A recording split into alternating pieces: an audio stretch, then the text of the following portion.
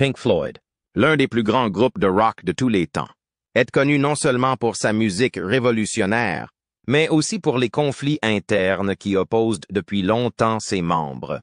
Nick Mason, le batteur de longue date du groupe, a fait des révélations choquantes sur les tensions avec Roger Waters, connu pour être un génie mais aussi un tyran. Quelle est la vérité derrière cette relation compliquée?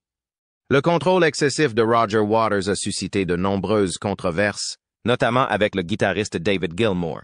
Cette séparation est-elle la cause principale de la rupture de Pink Floyd? Jetons un coup d'œil aux tensions internes du groupe et à l'impact de ces différences sur leur carrière. La vérité derrière les lumières. À la fin des années 1960 et au début des années 1960, Pink Floyd est devenu l'un des plus grands groupes de rock de tous les temps, avec des albums emblématiques tels que The Dark Side of the Moon, 1973, et Wish You Were Here, 1975. Ces œuvres ont non seulement combiné à la perfection une musique innovante et des histoires profondes, mais elles ont également marqué une période glorieuse de l'histoire de la musique. Cependant, sous la surface de cette collaboration créative, des conflits internes ont commencé à couvert. Cela est particulièrement évident avec la montée en puissance de Roger Waters, le bassiste et principal parolier du groupe. Si personne ne peut nier le talent de Waters, qui a créé des paroles suggestives et des thèmes profonds comme The Dark Side of the Moon, son contrôle sur Pink Floyd devient de plus en plus écrasant. En plus de sa contribution musicale, Waters commence à prendre le contrôle total de la création, de l'élaboration du son aux histoires que le groupe veut raconter. Les autres membres du groupe, en particulier Nick Mason et David Gilmour, n'apprécient guère cette situation. Au moment où Pink Floyd enregistre The Wall, 1979, les tensions au sein du groupe ont atteint un point d'ébullition. Waters a pris le contrôle de presque tous les aspects du projet, des idées musicales à la narration de l'album. Cette situation n'est pas seulement source de frustration professionnelle, elle crée également une rupture dans la camaraderie qui régnait au sein du groupe. Mason, qui jouait de la batterie pour Pink Floyd, a déclaré dans des interviews que le contrôle exercé par Waters lui donnait l'impression d'être exclu et incapable d'apporter ses idées. Waters contrôlait non seulement la musique, mais aussi l'atmosphère du studio, ce qui rendait toute tentative de création difficile. Les disputes entre Waters et les autres membres deviennent de plus en plus vives. Selon Mason, chaque entrée en studio était une bataille. Waters n'acceptant pas facilement les idées opposées. Cette situation est évidente lors de l'enregistrement de The Wall, un album profondément personnel pour Waters qui traite de la solitude, du chagrin d'amour et des conflits intérieurs. Alors que Waters et Mason ont progressivement développé des conflits sous-jacents, la plus grande rupture est survenue entre Waters et David Gilmour, le guitariste et chanteur du groupe. Gilmour, dont le style de guitare mélodieux et la voix suave constituaient un élément clé de l'identité musicale de Pink Floyd. Cependant, à la fin des années 1966 et au début des années 1980, les relations entre Gilmour et Waters sont devenues plus tendues que jamais. Gilmour a toujours eu l'impression que Waters le regardait de haut et limitait ses contributions. Waters a même déclaré publiquement que Gilmour n'était qu'un bon guitariste, mais qu'il n'apportait pas de contribution exceptionnelle à la création musicale. Ces conflits n'ont pas seulement eu lieu en studio, mais ont également affecté les performances du groupe. Waters, avec sa forte personnalité contrôlante, n'hésitait pas à s'opposer à Gilmour sur la manière d'interpréter les chansons sur scène.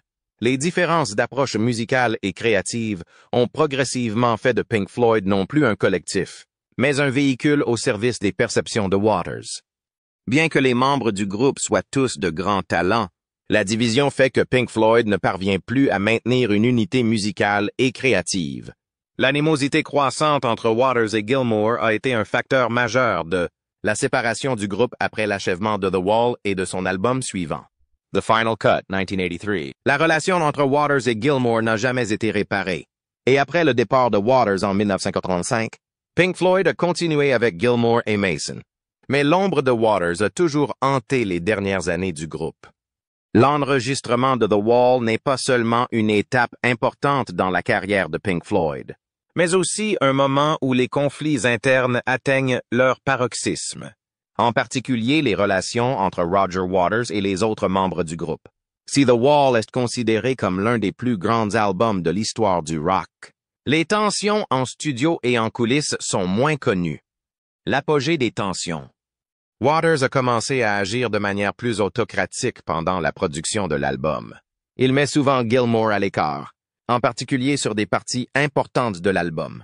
Cela provoque une grande insatisfaction chez Gilmour, qui est l'un des facteurs les plus importants de la musique de Pink Floyd. À un moment donné, Waters a même demandé à d'autres musiciens d'enregistrer des parties que Gilmour aurait pu jouer, ce qui a donné un sentiment d'exclusion non seulement à Gilmour, mais aussi aux autres membres. Au moment où le groupe se prépare pour la tournée The Wall, la relation entre Waters et Gilmour s'est détériorée au point qu'ils ne communiquent presque plus en personne. Les disputes et l'éloignement entre les deux créent une atmosphère tendue non seulement en studio, mais aussi sur scène. Bien que le public ait assisté à des prestations impeccables et sans faille, en coulisses, Pink Floyd était au bord de la rupture. La tension ne s'arrête pas à Gilmour. La discorde avec le claviériste Richard Wright est encore plus grave. Pendant l'enregistrement de The Wall, Waters demande à Wright de démissionner, estimant qu'il n'est pas un élément important du groupe. Wright, l'un des membres fondateurs, se sent de plus en plus exclu et incapable de contribuer de manière créative comme auparavant. L'insatisfaction de Waters face à l'incapacité de Wright à donner la pleine mesure de son potentiel conduit à une décision brutale. Waters demande à Wright de démissionner de son poste officiel dans le groupe, mais lui permet de rester en tant que musicien rémunéré pour la tournée The Wall. Cet arrangement est humiliant pour Wright et nuit à son estime de soi. Il estime que l'autoritarisme de Waters a nui non seulement à son travail, mais aussi à ses relations au sein du groupe. Des années plus tard, Wright décrira ce moment comme l'un des plus douloureux de sa vie, rappelant l'effondrement de la camaraderie au sein de Pink Floyd. Cette tension a non seulement nui à Pink Floyd dans les années qui ont suivi, mais elle a également laissé des traces psychologiques chez les membres, en particulier chez Wright, qui a souffert de l'isolement et des critiques de Waters. Et si The Wall est devenu une icône musicale aux yeux des personnes concernées, il témoigne aussi de l'effondrement d'un groupe légendaire à cause d'une ambition personnelle et d'un contrôle excessif. Après le départ de Roger Waters, Pink Floyd a continué à atteindre de nouveaux sommets, mais les relations entre les anciens membres sont devenues plus tendues que jamais. Le groupe pourra-t-il conserver son nom et son succès sans son âme? Roger Waters? Batailles juridiques et scissions.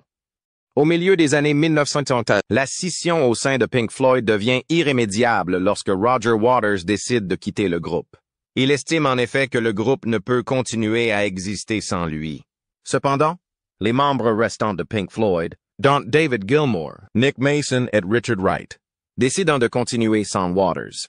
Cette décision choque Waters, qui s'est toujours considéré comme l'âme du groupe et n'imaginait pas Pink Floyd évoluer sans lui. Cependant, la réaction des membres restants prouve le contraire. Après le départ de Waters, Pink Floyd a sorti A Momentary Lapse of Reason en 1987, un nouvel album sans Waters, qui a été bien accueilli par les fans et a connu un énorme succès commercial.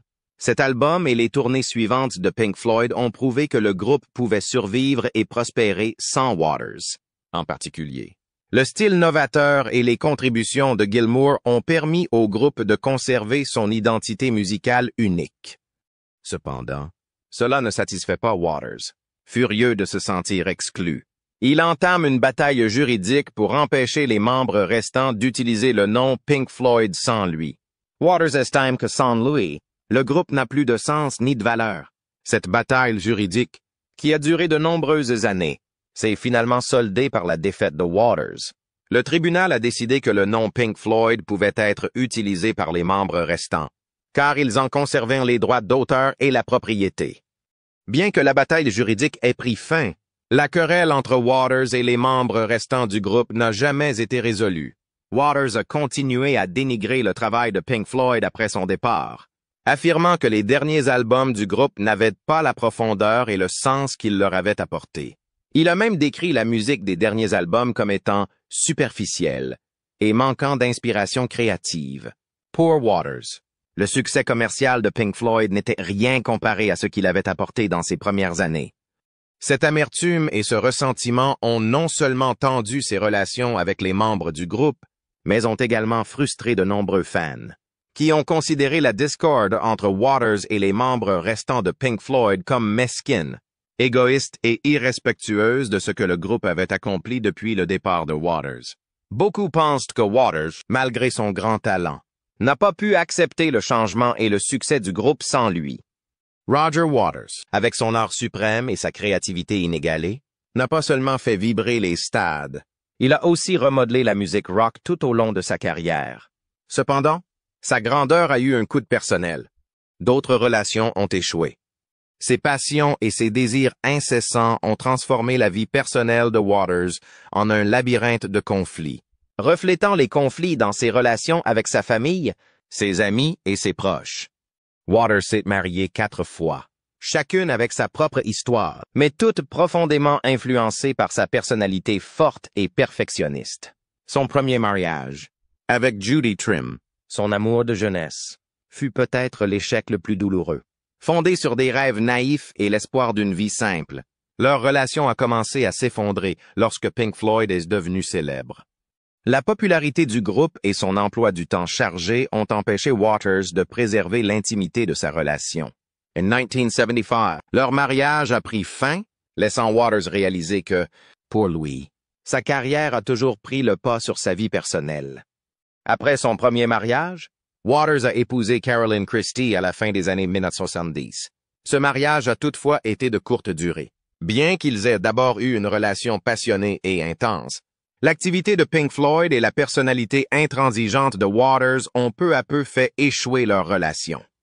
Les amis de Waters décrivent leur relation comme une affaire passionnée mais tumultueuse, Waters exigeant trop de lui-même et de ceux qui l'entourent.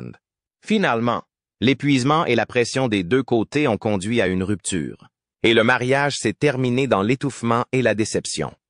Malgré les moments heureux de ces mariages ultérieurs, Waters semble incapable d'échapper au cycle de l'amour et de la séparation. Ces mariages portaient le poids inévitable de sa personnalité, qui rendait l'amour insaisissable et insoutenable. Pour Waters, l'amour est toujours soumis à un contrôle absolu et la marge de manœuvre pour un compromis est presque inexistante. Il ne s'agissait pas seulement d'une question personnelle, mais aussi d'une partie importante de sa carrière et de son processus créatif. Cette personnalité l'a parfois poussé à la solitude, même lorsqu'il était entouré de nombreuses personnes. La passion de Waters pour la musique, son dévouement à sa carrière et sa personnalité intransigeante n'ont pas seulement aidé Pink Floyd à atteindre des sommets musicaux, mais ont également provoqué l'érosion de relations importantes dans sa vie. Des mariages passionnés aux ruptures avec ses amis. Waters a payé un lourd tribut à sa grandeur. Le perfectionnisme de Roger Waters faisait partie intégrante de son personnage, non seulement dans sa musique, mais aussi dans ses relations. Il a créé un espace où les défauts, réels ou imaginaires, étaient amplifiés et impardonnables. Une présence qui divise. Tout au long de sa carrière, Waters s'est imposé des exigences extrêmement élevées, non seulement pour lui-même, mais aussi pour son entourage, y compris les membres de sa famille. Si son talent artistique suscite l'admiration des autres, sa dureté et son intransigeance font de lui un père et un partenaire difficile. Bien qu'il soit très fier de son rôle de père, son dévouement excessif à son travail et à son art l'a empêché de maintenir un lien affectif profond avec ses enfants. Ses enfants l'ont décrit comme étant à la fois impressionnant et énigmatique. Ils le considéraient comme un grand homme ayant accompli de grandes choses, mais il se sentait également distant parce qu'il consacrait tellement de temps à sa carrière qu'ils étaient privés de la chaleur et de l'intimité d'un père. Les moments de connexion entre eux, même s'ils existaient, étaient éclipsés par son exagération et sa passion pour la musique, ce qui leur donnait un sentiment d'exclusion. La vie familiale de Waters n'est pas exempte de conflits. Il cherche à contrôler, non seulement sa musique, mais aussi ses relations. Son perfectionnisme a fait de lui un artiste visionnaire, mais aussi un partenaire difficile à satisfaire. Dans ses mariages, Waters n'a pas toujours accepté facilement les éléments les plus doux et les plus flexibles de l'amour. La relation a commencé de manière passionnée, mais s'est rapidement effondré en raison de son incapacité à faire des compromis et de sa charge de travail écrasante. Cela n'a pas seulement affecté sa relation avec son épouse, mais aussi profondément la façon dont il interagissait avec ses proches. C'est pourquoi les enfants de Waters ont souvent ressenti une distance émotionnelle difficile à surmonter, bien qu'il ait toujours essayé de créer un espace à la fois matériel et spirituel pour eux. L'attention qu'il portait à sa carrière a estompé ce lien émotionnel, dans les rares moments où il pouvait ressentir son amour. L'attention qu'il portait à sa carrière et à sa musique les hantait et les submergeait. En outre, le perfectionnisme de Waters hantait constamment ses relations avec ses amis et ses collègues. Cette personnalité, bien qu'elle l'ait mené au sommet de sa carrière musicale, a également donné à ses proches un sentiment de pression et d'isolement. Pour ceux qui aimaient et voulaient être proches de Waters, le prix à payer était extrêmement élevé. Ils ont dû accepter que son génie s'accompagne d'une grande ombre, une ombre qui non seulement planait sur lui, mais aussi sur ceux qui l'aimaient et sur ses amis. Aujourd'hui, Roger Waters reste l'une des plus grandes figures de l'histoire de la musique rock, mais aussi une figure qui divise la conscience culturelle. Ceux qui admirent son talent ne peuvent souvent éviter d'être confrontés aux complexités de sa vie personnelle. L'ombre de son génie n'est pas seulement constituée de ses réalisations musicales, mais aussi des conflits internes et des luttes qu'il a endurées. La grandeur de la musique peut-elle compenser la perte de relations personnelles? Découvrez l'histoire de la vie compliquée de Roger Waters et l'impact qu'il a laissé sur le monde de la musique et sur sa famille. Le côté sombre de Roger Waters. Roger Waters était un artiste doté d'une immense vision créative, et ses contributions à la musique resteront toujours un élément indispensable de l'histoire culturelle. Des albums comme The Wall et Dark Side of the Moon ont non seulement changé le visage de la musique rock, mais sont également devenus des œuvres emblématiques pour des générations. The Wall, avec ses concepts d'aliénation, de séparation et de résistance, touche aux aspects les plus profonds de l'humanité et de la société, ce qui en fait un élément de l'histoire culturelle. Dark Side of the Moon n'apporte pas seulement des mélodies exquises, mais aussi une histoire sur la crise spirituelle et l'existence humaine dans le monde moderne. Pourtant, si le génie musical de Waters est largement célébré, son héritage est indissociable des conflits et des tensions qui ont caractérisé sa carrière et sa vie personnelle. La domination créative de Waters au sein de Pink Floyd a mené le groupe à son apogée, mais elle a également contribué à ses profondes dissensions. Bien que Pink Floyd soit un groupe collaboratif, la demande constante de Waters pour un contrôle absolu a progressivement érodé l'équilibre de la collaboration. Waters n'était pas seulement le principal auteur-compositeur, mais aussi le directeur artistique, ce qui a tendu ses relations avec le reste du groupe.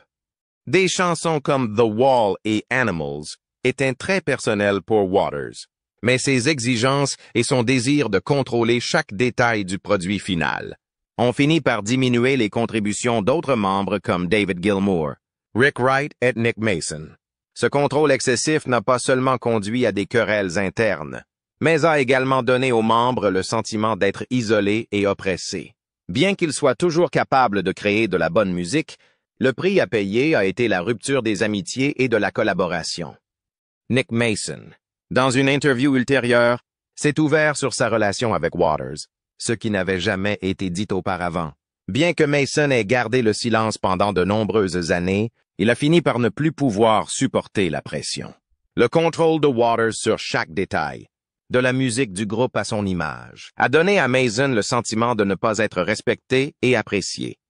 La relation entre les membres du groupe n'a pas seulement été brisée par des désaccords sur la musique, mais aussi par des différences personnelles. L'histoire de Pink Floyd, du point de vue de Waters, est une étude sur l'isolement, sur la façon dont la vision et la créativité peuvent être puissantes et destructrices pour les relations. Roger Waters, grâce à son talent créatif, a produit quelques-unes des plus grandes épopées musicales, mais son isolement reflète les thèmes qu'il a explorés dans son travail. Le contrôle et la distance émotionnelle sont des éléments qui apparaissent non seulement dans ses chansons, mais aussi dans sa vie personnelle. Des chansons comme Mother de The Wall, qui explorent l'aliénation entre les générations, entre la mère et l'enfant, reflètent également sa relation avec les membres de sa famille. La passion et la vision de Waters, tout en créant une musique influente, ont également créé un mur invisible qui a fait de lui un homme inaccessible. Waters a présenté une image similaire dans ses mariages et ses relations personnelles. Il avait peut-être une vision claire, mais sa nature exigeante et contrôlante provoquait souvent des frictions dans ses relations. L'amour et l'engagement qu'il recherchait semblaient être contrecarrés par son approche rigide et inflexible des relations. Bien qu'il ait été un professionnel admirable, il était une figure énigmatique et insaisissable pour ceux qui l'aimaient. Les conflits au sein de Pink Floyd n'étaient qu'un aspect de la vie conflictuelle de Roger Waters. En dehors du groupe, son franc-parler le mettait souvent en porte-à-faux avec le public et les médias. Ses opinions politiques tranchées étaient non seulement controversées, mais elles renforçaient aussi son image de personne recherchant la confrontation. Waters ne craignait pas les conflits. Au contraire, il semblait les rechercher, même s'ils nuisaient parfois à ses relations personnelles et à son image publique. Si ses luttes personnelles et professionnelles ont éclipsé ses réalisations musicales, elles ont également mis en lumière sa complexité. Waters est un artiste créatif dont l'œuvre est pleine d'harmonie, mais aussi un homme qui vit dans la discorde. La question est de savoir si la musique de Waters en vaut le prix. L'intensité émotionnelle et créative qu'il met dans son travail se fait au détriment non seulement de lui-même, mais aussi de ceux qui l'entourent. Pour ses coéquipiers Mason, Gilmour et Wright, leur grande musique sera toujours teintée de conflits, de chagrins d'amour et de conflits. C'est pourtant le paradoxe du génie. L'héritage de Roger Waters, malgré toutes ces turbulences, est un témoignage du pouvoir de l'art à émerger des luttes intérieures. Les failles, les batailles et la douleur ne sont pas de simples anecdotes dans son histoire, mais des éléments essentiels de sa vie et de son œuvre. En fin de compte, la vie et l'œuvre de Waters nous rappellent l'équilibre délicat entre la créativité et l'autodestruction, et le prix de la grandeur. Que pensez-vous de sa tyrannie parfaite?